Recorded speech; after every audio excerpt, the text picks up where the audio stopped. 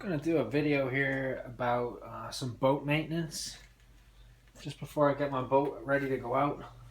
I'll do this at least once a season, depends on how much I use it. What we're going to do here is we're going to drain the differential out, the lower end unit, clean it up, take my motor lock out, bring it down.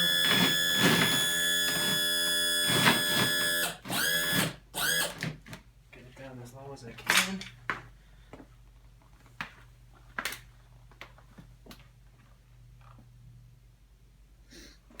Now what I'm going to do is, there's a screw in the bottom part of the lower end unit. I'm going to loosen that up. And that's going to allow the oil to drain out. When I remove the two upper vacuum screws, I'll open this.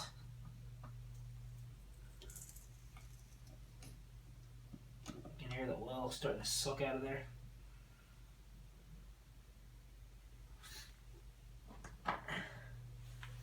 This does have washers. Has a washer on it. It's very important that that washer goes back on because it's going to keep water out of your lower end. Now while this is draining out, I can see the fluid just starting to trickle out. I'm going to open this. This one has two screws. Some of them only, now it's going to come out faster. You're going to see it come out faster. There's the washer. You don't want to lose that. There we go. Now I want to check the condition of the fluid. This fluid is nice and clean. The gear oil is nice and clean. It's not milky. If it was milky, it would indicate that there's water in it, that I would have a leak in one of my seals somewhere, or one of these washers is leaking. So it's important to look for signs like that. You do not want to see water in the lower end. I'm going to open that front one. And I'm going to leave this for a couple of minutes. Let as much of that old oil drain out of there as possible.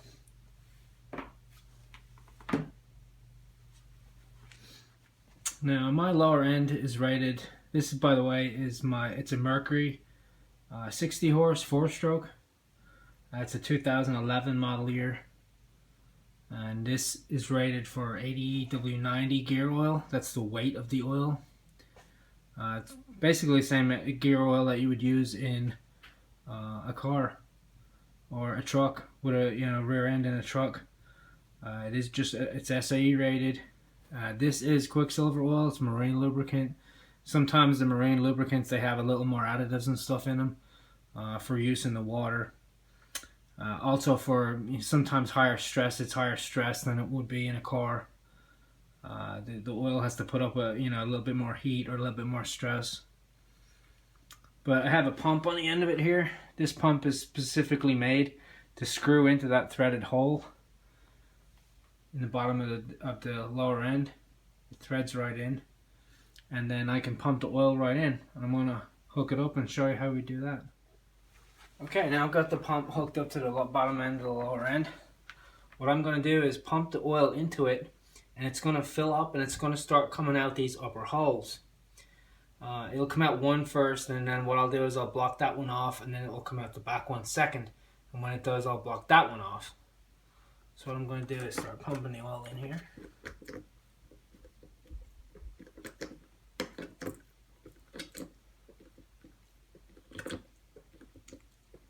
I always service all the fluids in my engine before the season.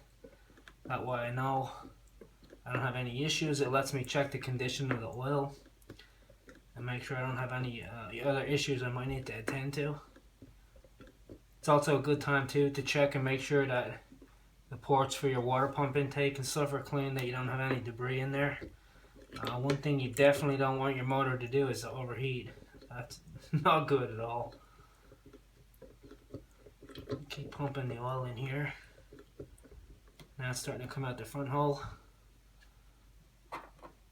You can see it dripping out right there. So what I'll do is I'll get my screw in the front.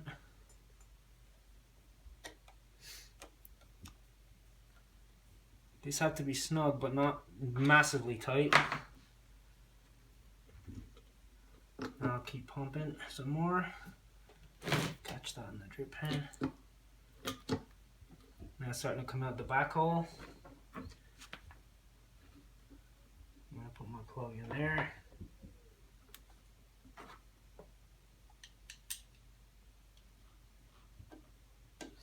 Now when these plugs are in, what it will do is, the oil is pretty thick, it's not real light. Give it a final little pump just to top it off. That's going to be pretty much full. I want that one on there pretty snug, but again not overly tight. You do not want water getting in these plugs, and this part of the motor will be submerged in the water. Now what I'm going to do is undo the bottom plug here,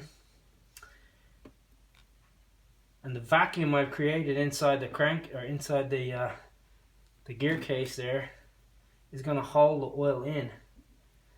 And you'll get a little bit that will drip out, but that's pretty minor.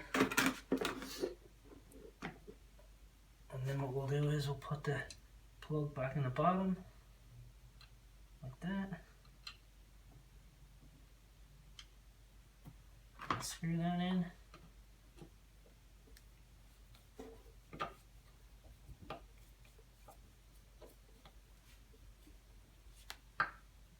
Just give it a little twist, and that's it. Easy as that to change the differential or to get the gear oil in your lower end. Okay, what we're going to do is take the hood off the engine. Pop that forward. Put that right there. This is a 4-stroke engine. There's my oil fill right here. My fuel filter. This is basically just the same as a car engine. These are fuel injectors. Your intake manifold.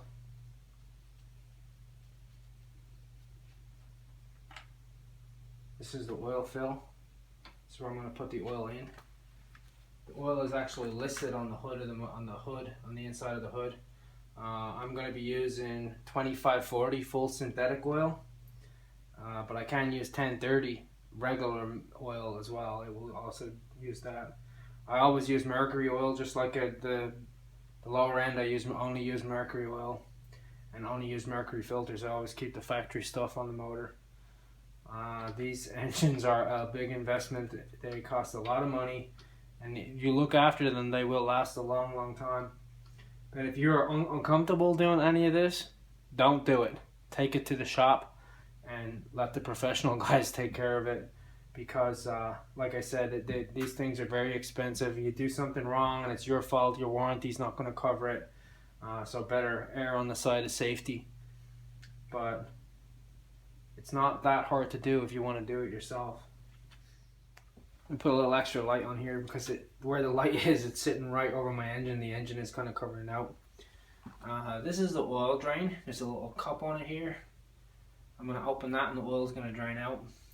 This here is the oil filter. We're going to change that. And then this is the dipstick for the engine oil. So when I pop that out, that's going to allow me to measure the amount of oil that I put in here. Now I know this engine holds 3 quarts of oil, and that should pretty much take it to full. Again, you want to inspect the condition of the oil. I've run this for 1 season already, and I think you can see, I mean, there's oil on that stick and it's still clean. It's not black, it's not dirty. It's in good condition, and that's because I service the oil regularly. Alright, we're going to take the oil filter off, and then we're going to drain the oil out. We're going to go from there. Alright, got the wrench on here. Slowly open the drain plug. This particular one, like I said, this is a Mercury 4-stroke. On a 2-stroke engine, you don't have to change the oil because the oil gets added in with the fuel. You'd only do this on a 4-stroke.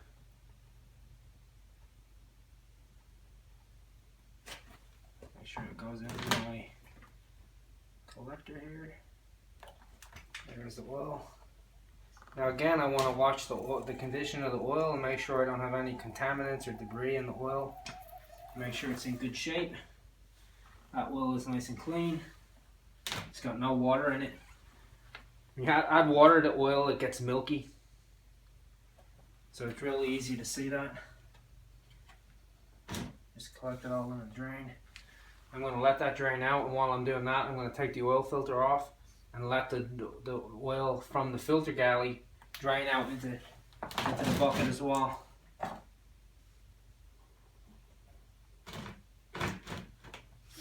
Catch it all in there.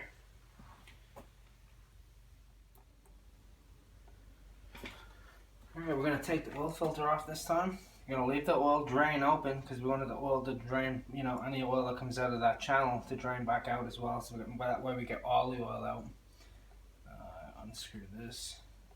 I like to stuff some paper towel down in the motor case so that it'll catch any oil that drips out of the filter when I screw it off. Ordinarily I want to do this when the motor is cold. I mean, I'm doing it inside, so the oil is going to be room temperature. Okay, here's our new oil filter. Before I install the oil filter, I want to lubricate the seal ring on here.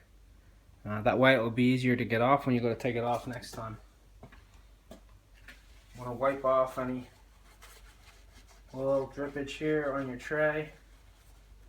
That way it doesn't look like I might have an oil leak. I want it to be nice and clean.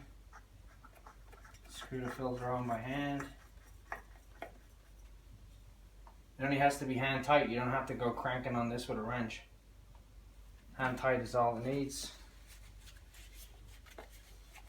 Wipe off any oil. It's a good time too to check the electrical connectors on the engine here. You can see the connectors going to the starter. That's the electric starter. You want to make sure that there's no corrosion. Make sure that all those nuts and stuff are tight, that they're not loose, or you know, you have bad connection or anything like that. Make sure all your connectors are good. Make sure all your wiring is tight and routed where it should be. You can see there are my coils and my spark plug wires from the coils. Make sure everything is tight. Make sure there's nothing loose. Now you can see there's my engine oil level, the dipstick. We're going to take that out now after we fill it. Walk around here. You can see I have the funnel in the hole there. We're going to put the oil in. Make sure your funnel is clean. Make sure you got no dirt in the funnel. And we're going to fill it up, and then we're going to check the oil level. Here's the oil we're going to use. Again, it's Quicksilver, which is Mercury. It's 25W40 Marine 4-stroke engine oil.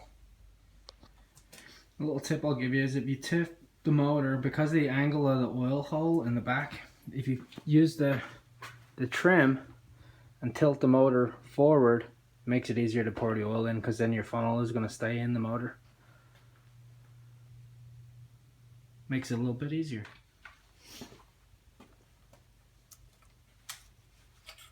Alright, I'm going to pop the dipstick out. I'm going to wipe it. Back down in the hole. Pull it out. We want to check our oil level. And we want it right at the max or a hair above max, because it will pump some oil into the filter once it runs. You can see it, maybe you can see it here if the light is good enough. There's a min mark right here, and then there's a checkered area, and then the max mark is right here. You can see where that other hole is. So I want my oil level right at that max line, and we're good to go. You do not want to overfill it though. And that's full right to the top. Put that back in. Lock our dipstick. Just like that. And then push it, and then it should lock that little paddle in there, and the hood should be secured, and it's good to go. Pretty simple maintenance. If you look after these engines, they'll last a long time. But like I said, if you're unsure and you don't feel comfortable doing it, take it to the shop and get the guys at the shop to do it, and your motor will give you lots and lots of use.